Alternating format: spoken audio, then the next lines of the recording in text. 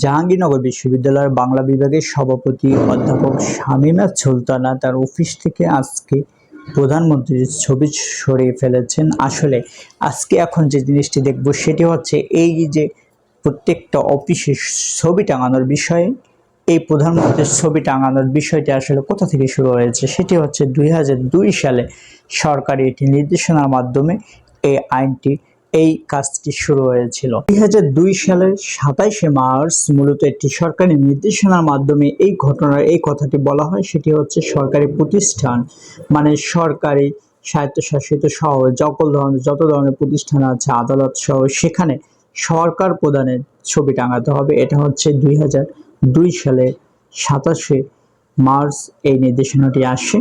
তো এখান থেকে মূলত এর আগেও হয়তো আরো অনেক নির্দেশনা আছে, পরবর্তীতেও নির্দেশনা হয়েছে, কিন্তু প্রধানমন্ত্রীর ছবি টাঙাইতে হবে এই নির্দেশনাটা